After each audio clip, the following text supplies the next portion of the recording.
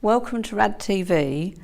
So later in the show we're going to be hearing about a very interesting alternative media project called The Real Media. But at first we've got Ian Henshall, who's going to be having a look at some items of news from across the world that you may have missed. Yes, Fran, I've been doing my usual digging around various directions, and I've come up with a few things that you might have missed in the last few weeks. We can start with Latin America, where Argentina is increasingly becoming an issue, so to speak. Venezuela is not the only Latin American country under attack from Washington. Recently, there was an alleged US-backed coup attempt in Venezuela.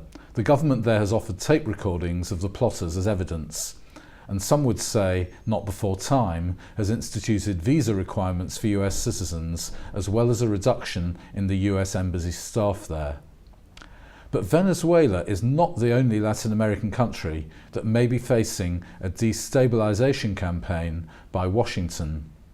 US courts have ruled that Argentina must repay historic debts to US financiers or face potential ruin.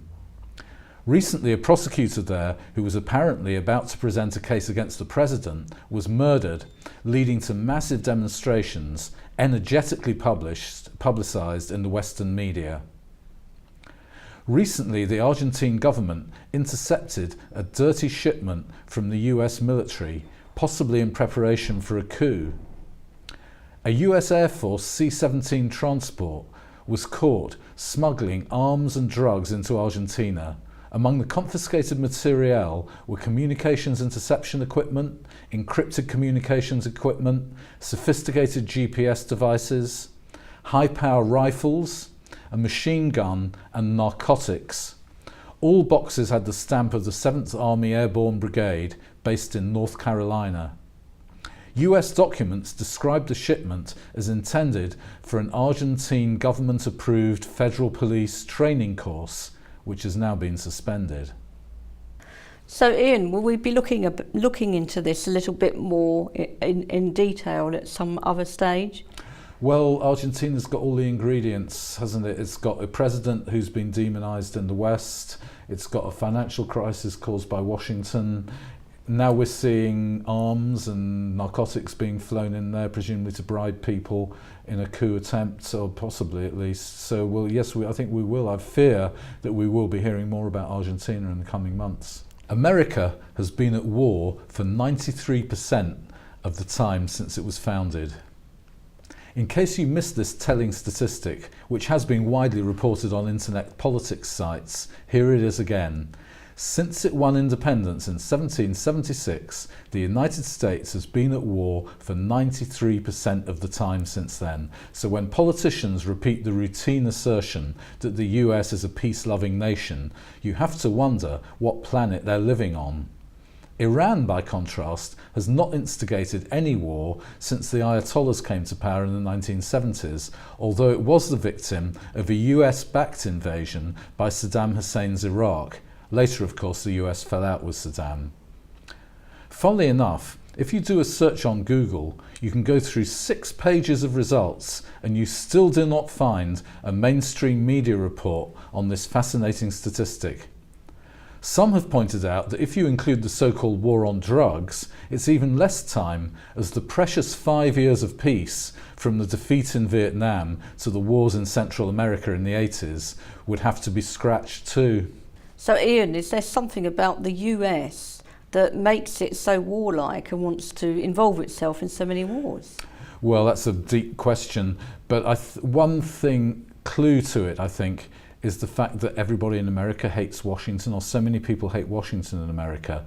And I think it's something to do with Washington needing to find a justification for its existence in a country which is, you know, in many ways very libertarian and originally was quite democratic. Maybe they sort of create foreign wars. That was certainly what the American founding fathers were worried about. They made it very clear when they wrote the Constitution this was not supposed to be happening. British soldier jailed for peaceful nail bomb. If you think a peaceful nail bomb sounds a bit bizarre, so do we. But that's what a UK prosecutor apparently told the court in the recent case where soldier Ryan McGee did not intend to use his fully functional nail bomb and that he therefore was not a terrorist.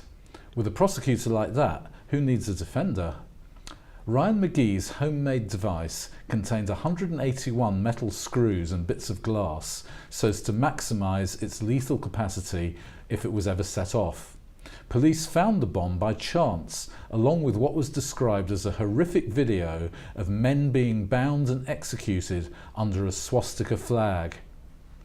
The court heard that McGee kept a journal filled with drawings of guns, machetes, knuckle dusters, knives, and references to groups such as the National Front, the Ku Klux Klan, and the British National Party, along with links to websites including gore videos, French skinheads, Russian racism, handguns for sale in the UK and Germany, and YouTube videos of EDL marches against Muslims.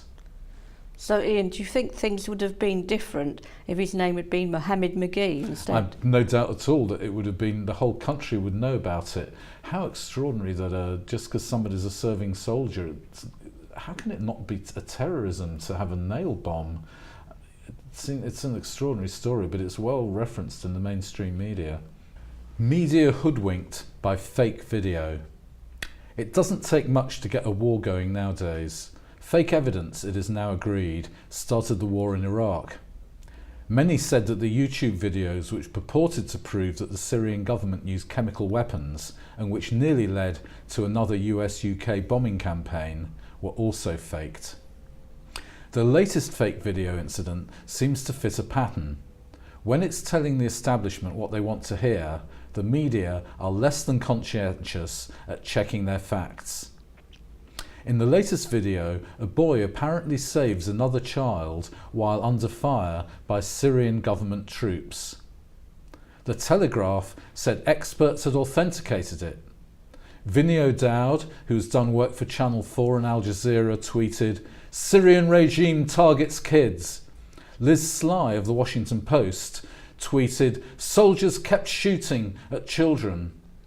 When the story collapsed, rather than reproach their colleagues for being unprofessional, gullible, or just plain biased, the BBC blamed the filmmakers in a blog article suggesting that the filmmakers were dishonest and demanding an explanation from the film's financial backers in Norway.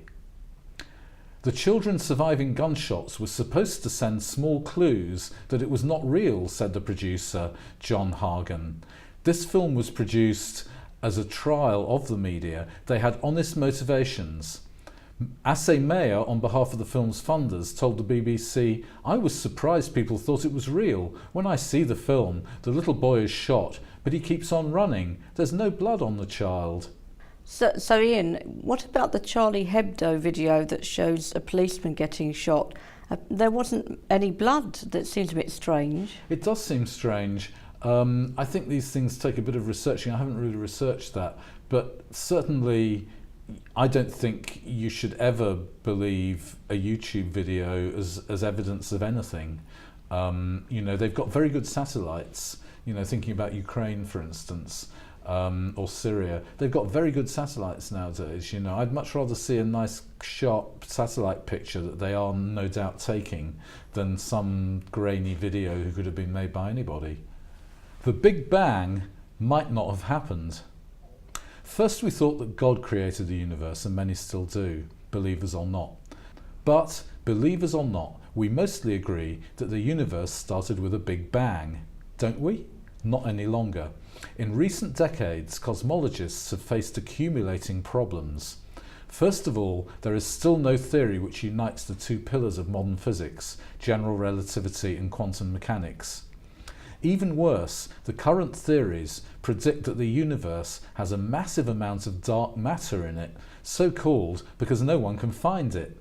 And then, of course, we lay people are prone to ask the unanswerable question, what happened before the Big Bang? Well, a growing body of skeptics in the physics world are saying we should question the Big Bang hypothesis. Now, Egyptian-based physicist Ahmed Ali and Soraya Das at the University of Lethbridge in Alberta, Canada, have shown in a paper published in Physics Letters B that using a new equation, the Big Bang might never have happened. The equation represents a partial unification of quantum and relativity theories. The scientists suggest that it can explain the absence of dark matter and take us back to a world more familiar to lay people, in which the universe has no beginning and no end.